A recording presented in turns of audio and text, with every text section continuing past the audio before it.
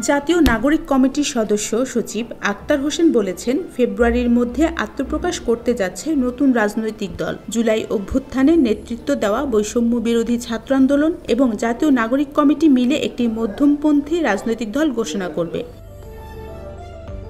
গতকাল রংপুর কারমাইকেল কলেজে পীরগাছা ও কাউনিয়া উপজেলায় শিক্ষার্থীদের সঙ্গে মতবিনিময় সভার আগে সাংবাদিকদের একথা জানান তিনি।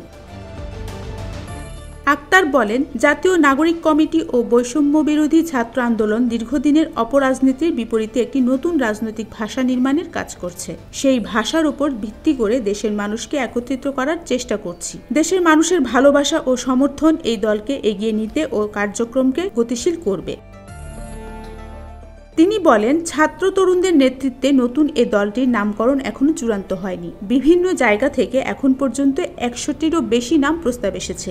যে নামটি জনগণের কাছে গ্রহণযোগ্য হবে এবং দলের লক্ষ্য ও উদ্দেশ্যের সঙ্গে মিলে যাবে সেটি হবে দলের নাম। এখন পর্যন্ত ২০০ থানা কমিটি করা হয়েছে এবং জানুয়ারির মধ্যে ৪০০ থানা কমিটি হবার পর ফেব্রুয়ারিতে রাজনৈতিক দলের ঘোষণা দেওয়া হবে। জুলাই স্মৃতি ফাউন্ডেশন নিয়ে আমলাতান্ত্রিক জটিলতা আছে উল্লেখ করে তিনি বলেন, জুলাই স্মৃতি ফাউন্ডেশন অনেকগুলো কাজ করেছে, তারপরেও তারা সবার কাছে পৌঁছাতে পারেনি। সেখানে কিছু আমলাতান্ত্রিক জটিলতা আছে বলে আমরা শুনেছি।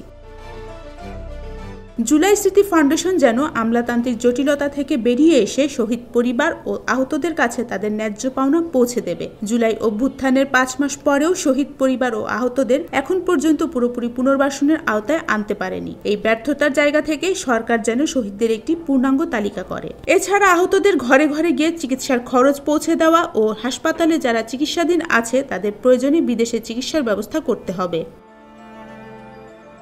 আক্তার বলেন, অন্তর্বর্তী সরকার পতিত ফ্যাসিবাদী আওয়ামী লীগ ছাড়া যে কোনো দল বিএনপি ও বাম দলগুলোর প্রতি রাজনৈতিক শিষ্টাচার বজায় রেখেছে। কারো প্রতি কোনো জুলুম নির্যাতনের ঘটনা ঘটেছে বলে আমরা লক্ষ্য করিনি। ছাত্রদের মধ্য থেকে সরকারের ৩ জন প্রতিনিধি আছেন, তারা তাদের কাজগুলো করছেন। ফারজানা জবা, খবর সংযোগ।